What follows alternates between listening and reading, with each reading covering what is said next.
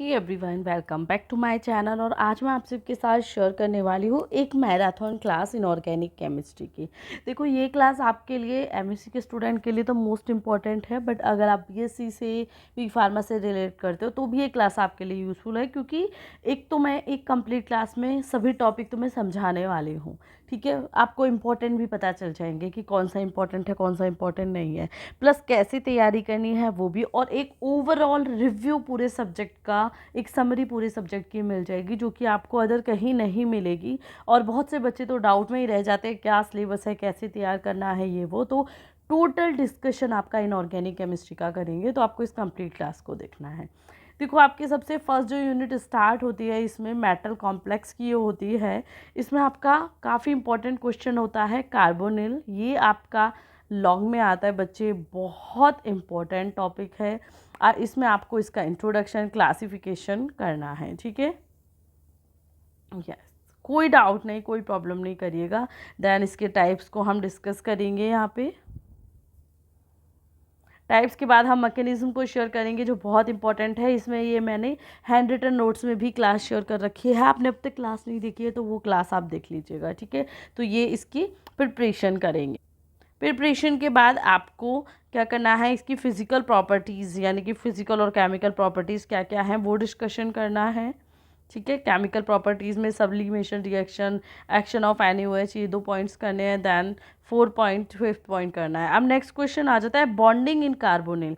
आप सोचोगे मैम ये करना है नहीं करना, डेफिनेटली करना है बच्चे, बहुत इंपॉर्टेंट है और लॉन्ग में ही आता है, यानी कि 10 to 15 मार्क का ये आपका पेपर में आएगा, तो आपको इस टॉपिक को करना है। तो ये बॉन्डिंग है।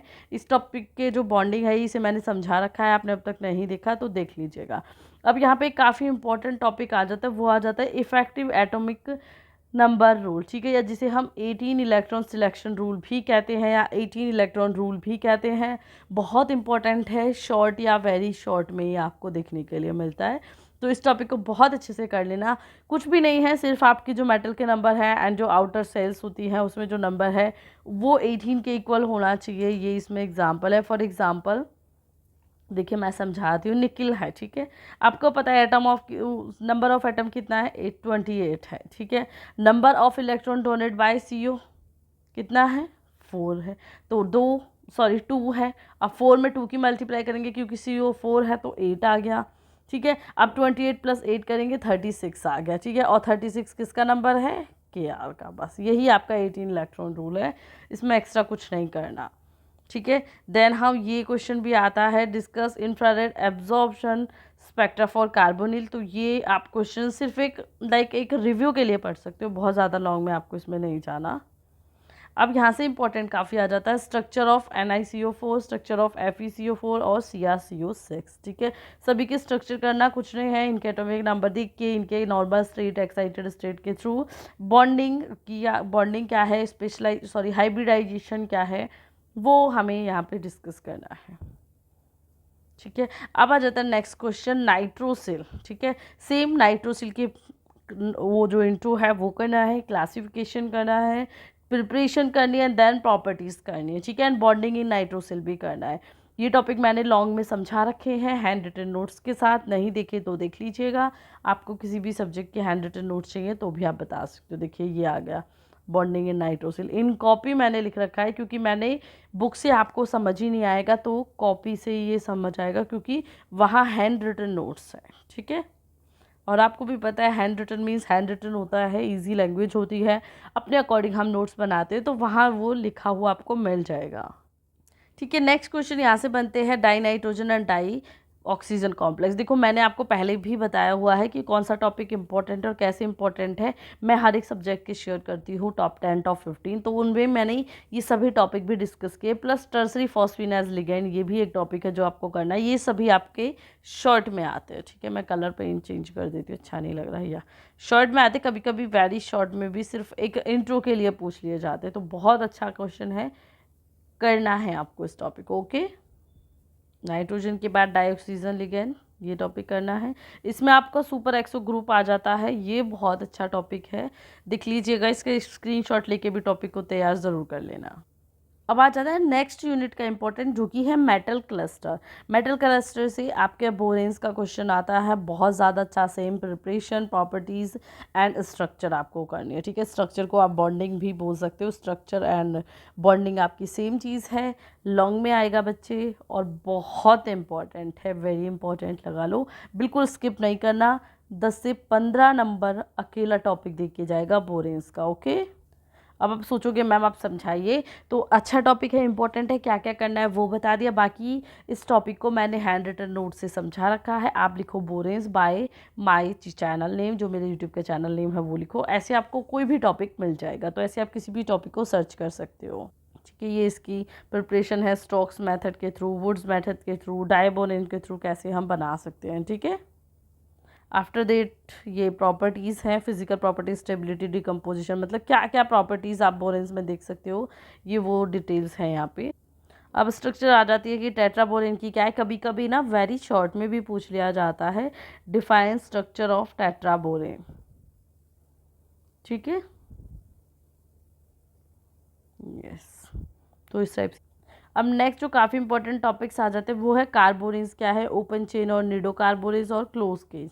तो पहले तो कार्बोरेन को करो, ठीक है। देन कार्बोरेंस के टाइप्स, ये क्लोज कार्बोरेंस और निडो कार्बोरेंस, देन के नॉमेनक्लेचर को आपको करना है, ठीक है। देन प्रॉपर्टीज आपको same as it is mention. Next यहाँ पे काफ़ी इंपॉर्टेंट टॉपिक आ जाता है मेटलोबोरेंस। ये टॉपिक आपको हर कहीं नहीं मिलेगा। एक तो मेटलोबोरेंस और मेटलोकार्बोरेंस, ठीक है, दोनों से क्वेश्चन आते हैं। ये शॉर्ट में आएंगे, बहुत ज़्यादा लॉन्ग में या वेरी शॉर्ट में नहीं आएंगे, ठीक है। तो ये उसी के अकॉर्डिंग आपको मटेरियल तैयार करना है, क्योंकि ये मैं दोनों पेजेस देखो साथ में दिखा रही हूँ कि आइसोबोरेंस क्या है, क्या इसके स्ट्रक्चर है, ये पॉइंट्स आपको करने हैं, प्रिपरेशन करनी है। देखो प्रिपरेशन में क्या है, इसीलिए मैं हैंड रिटन नोट्स बोल रही हूँ। नोट्स लोगे तो बुक में तो बहुत कुछ लिखा हुआ, मैं इसमें से कोई दो इक्वेशन लूँगी और आपको उसे समझा दूँगी, ठीक है। यहाँ से इतना सब कुछ है, इसे शॉर्ट फॉर्म में करके हम आपको समझा देंगे और आपका टॉपिक कंप्लीट हो जाएगा। तो यही तरीका होता है टॉपिक्स को करने का। अगर सिर्फ बुक की लैंग्वेज से करोगे तो कभी भी वो चीज़ समझ ही नहीं आएगी आपको। यस, नेक्स्ट क्वेश्चन है मेटल कार्बोनिल क्लस्टर, ठीक है। मेटल कार्बोनिल क्लस्टर में यहाँ से वेरी शॉर्ट में क्वेश्चन बनता है। देखो ये आएगा, ओवरऑल तो एज इट इज़ आएगा, लॉन्ग में आएगा, ठीक है। बट इसी से वेरी शॉर्ट में दो क्वेश्चन बनते हैं, लो न्यूक्लियरिटी कार्बोनिल क्लस्टर, जिसे हम LNCC बोलते हैं। बच्चे क्या करते हैं, इस पॉइंट को मेंशन ही नहीं करते हैं, उस अकॉर्डिंग तैयारी नहीं करते, और जब पेपर में आता है तो वो कंफ्यूज हो जाते हैं कि क्या करना है और क्या नहीं करना है। तो वो चीज़ें मैं हमेशा बोलती हूँ नहीं आपको डालनी है। देन हाई न्यूक्लियरिटी कार्बोनिल क्लस्टर, ठीक है, दोनों को एक्सप्लेन करना है। लो न्यूक्लियरिटी क्या है, हाई न्यूक्लियरिटी क्या है। यहाँ पे एक और इम्पॉर्टेंट क्वेश्चन आता है जो आपको कोई नहीं बताएगा, आइसो इलेक्ट्रॉनिक रिलेशनशिप और आइसो लोबल रिलेशनशिप, ये आते हैं आपके वेरी शॉर्ट में, ठीक है। तो क्यों ही छोड़ना, वेरी शॉर्ट आपका 2 मार्क्स का आएगा, जिसमें अगर सिर्फ इतना सा लिख के सीधे सीधे 2 मार्क्स मिल रहे, क्योंकि एक तो वेरी शॉर्ट में नंबर कट नहीं होते, तो क्यों उसे स्किप करना है ना। अच्छे से तैयारी करो, हर एक पॉइंट को करो। नेक्स्ट यूनिट आती है आपकी आइसोपॉली एसिड्स।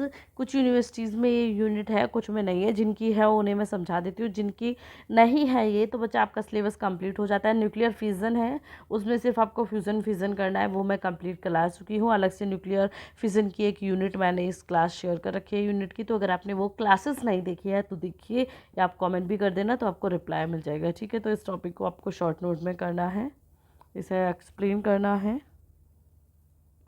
ठीक है। तो वहाँ जाके भी आप देख सकते हो, बाकी आप कमेंट करते हो तो आपको हमेशा रिप्लाई मिलता है। तो ये यूनिट जिसकी आपको उसके अकॉर्डिंग करनी है, अदरवाइज एक्स्ट्रा बच्चों को नहीं करनी है। आपके सिलेबस में नहीं है तो आपको नहीं जाना, ठीक है। या यहाँ पे देखो न्यूक्लियर फिजन और फ्यूज़न की हम बात करें तो आपको एक तो फिजन करना है, फिजन एंड फ्यूज़न। मैं पेन साइज़ कम कर देती हूँ, ठीक है। नेक्स्ट आपको करना है, इसमें जो आपका इम्पोर्टेंट है कि थ्योरी क्या थी, ठीक है। रेडियो एक्टिविटी की theory, theory of radio activity,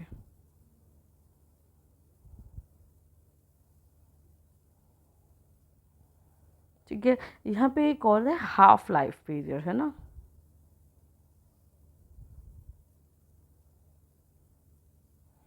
next है लास्ट जो है radio active DK.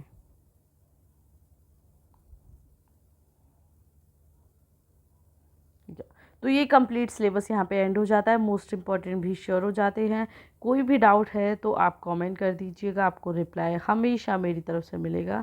Thank you so much इस चैनल को देखने के लिए।